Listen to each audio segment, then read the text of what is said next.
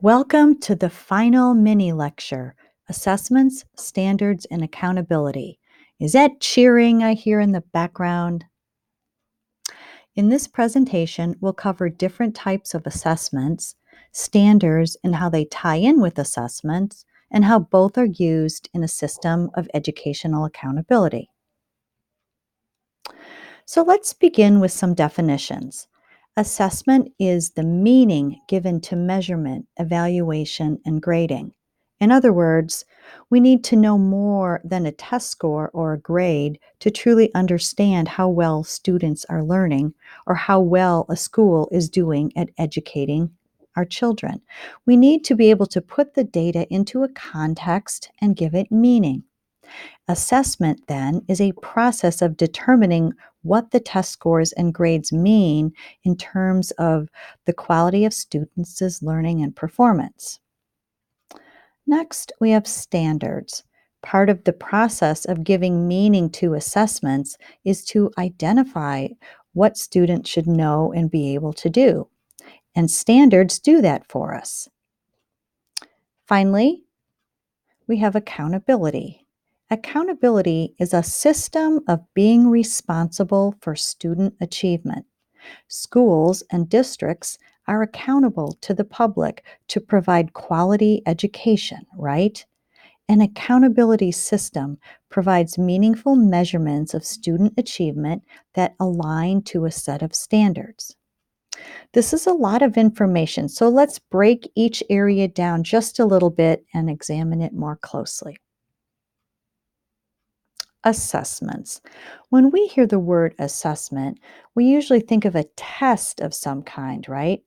Every one of us has been assessed in different ways just to get where we are now. We all took many tests over the course of our education journey. What's important to remember, though, is how those assessments were given meaning and used by the education system. I said previously that assessments are a way to measure achievement and are used by schools as evidence of accountability. But what does this mean for students? What are often called high stakes tests, maybe those like the SOL tests or the SATs, are used to place students into a program or at a certain level.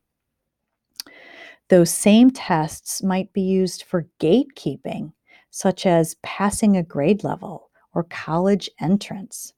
Still others are diagnostic, which usually mean they are administered by an educator with special training, and they identify obstacles to student learning, maybe like an English test for an English learner or a math diagnostic for placement into a math track.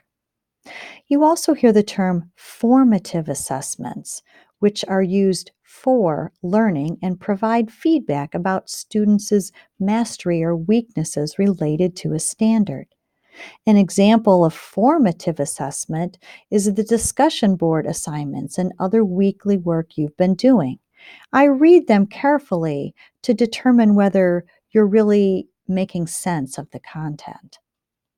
You may hear the word summative, which are assessments used to appraise learning and make judgments about whether students met a standard. Summative assessments are usually done at the end of a semester or learning period and give the sum of what a student has learned. Standards. I've said a couple times now that standards identify what students should know and be able to do. After all, what are we measuring against when we assess? We need to have some end goal in mind. Standards often contain benchmarks that identify expectations along the way. Other standards are contained in rubrics, like the rubric I used to give you feedback on your papers. Rubrics often detail what is expected and provide a way to measure or assess student work. Many of us have probably heard of the Common Core State Standards, or here in Virginia, we have the Standards of Learning. There are also standards used in teacher preparation programs called the Interstate New Teacher Assessment and Support Consortium. These standards identify 10 Things students should know and be able to do upon graduation from a teacher preparation program. And finally, we come to accountability. I said previously that accountability is to be responsible for something. Schools are responsible to the public for educating its children, right? But how do we as a society hold schools accountable? How do we judge or know whether school districts are doing their job? We know that one important way the public holds schools accountable is via student performance, often from high stakes or summative test scores, like the SOLs here in Virginia. But accountability is more than test scores. Accountability is systematic. Educational accountability includes not only educators, but parents, students, and the community. So, what does this mean? Well, we know that schools are financed by public dollars. So, parents and guardians, as taxpayers, are answerable or accountable to pay their taxes. As well, students are accountable to show up and participate in their education. And finally, schools are part of the community. They are public property built on public land, requiring tax dollars to maintain and upkeep. In this way of thinking, educational accountability is a broader and systematic process of people who are answerable to one another. So, what about equity and fairness? We've talked a lot this semester about equity. How does that fit into this system? We know that the achievement gap is a real problem with implications for different groups of students. Some of these implications involve placement. Students with lower test scores are often placed in low track classes.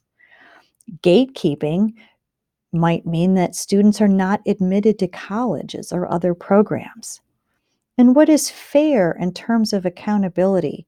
We need to have some way to hold schools accountable, right? But the achievement gap often situates the problem as a deficit that lies within the student. However, as we are just learning now, we know that educational achievement is correlated and influenced by race, SES, and gender. We know that teachers are part of the process, but teachers are not solely responsible for student achievement.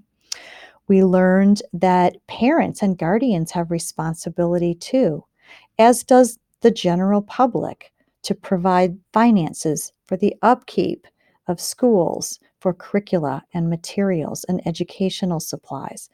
Wherein lies the fairness and equity in such a circular enclosed accountability system? Throughout the semester, we have looked critically at the institution of public education in our country. We have explored the profession of teaching, philosophies and purposes of education, instruction and curricula, and now accountability. It is not about judging whether our system of education is good or bad, but understanding more deeply about how it works that is important. We've all experienced this system in some way, and many of us might make it our career. So, this brings me to the end of the mini lecture and almost the end of the course. And once again, I haven't really answered all of your questions. Maybe I've just provided you with more.